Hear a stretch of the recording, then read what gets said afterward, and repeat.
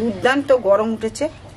এই গরমের ফলে কিন্তু কাটাপোনা মাছই নিয়েছি আমি আজ। কাটাপোনা মাছটা মশলাপাতি ছাড়া, মশলাপাতি বলতে কি আদা রসুন যেগুলো শরীর গরম হবে, এইটা আমি ওইগুলো বাদ দিয়ে আজ আমি এমন একটা মাছের রেসিপি দেখাবো যে তোমরা খেয়ে তৃপ্তি হবে। এই গরমেতে তোমরা এইটাই পছন্দ করবে, দেখবে তোমাদের খুব ভালো লাগবে।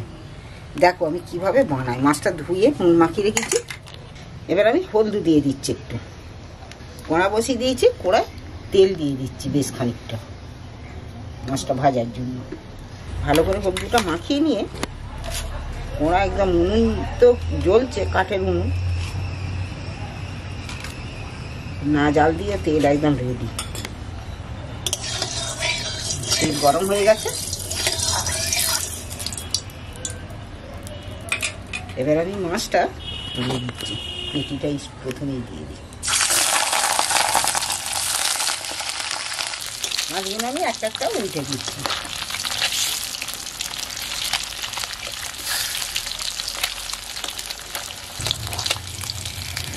একদম চাবুক চাবুক হয়ে মাছটা ভাজা হবে।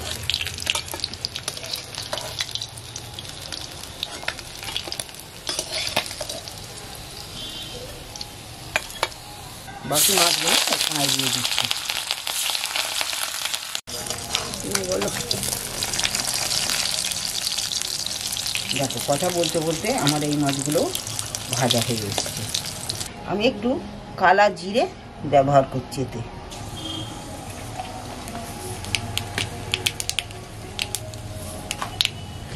চারটে কাঁচা লঙ্কা নিয়েছি, কাঁচা লঙ্কাগুলোকে এইভাবে চিড়ে নিয়েছি। আর টমেটো, আধখানা টমেটো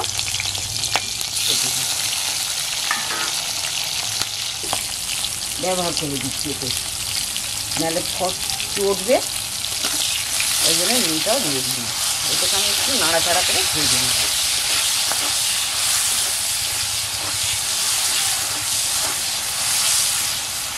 দেখো আমি এই কাটাপোনা মাছের ঝালে আদা রসুন কিছুই ব্যবহার করছি না। মাছ তোমরা অনেক রকম করে, অনেক দিক দিয়ে অনেক রকম করে মাছের কাটাপোনা মাছের ঝাল ঝোল মশলা দিয়ে ভাজা অনেক কিছুই খেয়ে থাকি, কিন্তু আমি আর সাদা সিম্পল ঝোল বানাবো এই কাঁচা লঙ্কা আর কালা জিরে দিয়ে। এতে একটু টমেটো ব্যবহার করেছি, এই জন্য আমি একটু ভেজে নিচ্ছি হালকা করে। ভাজা হয়ে এসছে।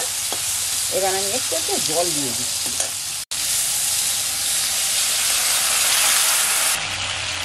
চা চামচের হাফ চামচ জিরে গুঁড়ো দিচ্ছি, হাফ চামচ ধনে গুঁড়ো দিচ্ছি, হলদু দিয়ে দিচ্ছি, নুন দিয়েই দিয়েছি।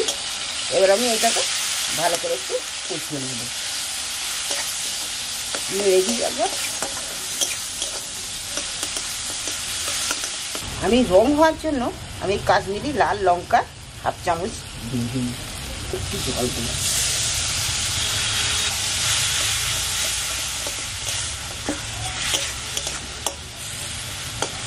এইভাবে মাছের ঝোল বানিয়ে তোমরা অবশ্যই ঘরে খেয়ে দেখবে। এই মাছের ঝোল, মাছের তেল ঝালের থেকে এই মাছের ঝোল তোমরা পাতলা করে একে দিয়ে ভাত খেয়ে তোমাদের দারুণ তৃপ্তি হবে। এই গরমের সময় দেখবে তোমরা এইভাবে মাছের ঝাল বানিয়ে ঘরে খাও। আমি বিশ্বাস করি এইভাবে মাছের ঝোল তোমরা এইভাবে বানিয়ে তোমরা খাওনি।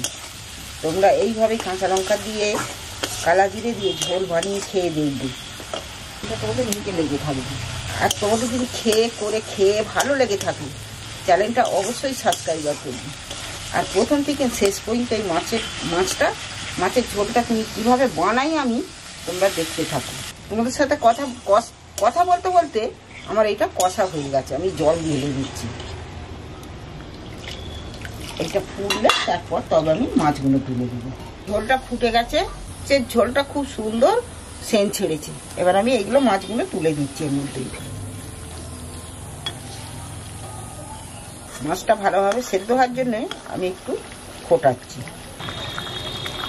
মাছটা ভালোভাবে সেদ্ধ হয়ে গেছে। এবার আমি সামান্য একটু গরম মশলা গুঁড়ো একটুখানি দিয়ে দিচ্ছি, দিয়ে নামিয়ে দেব।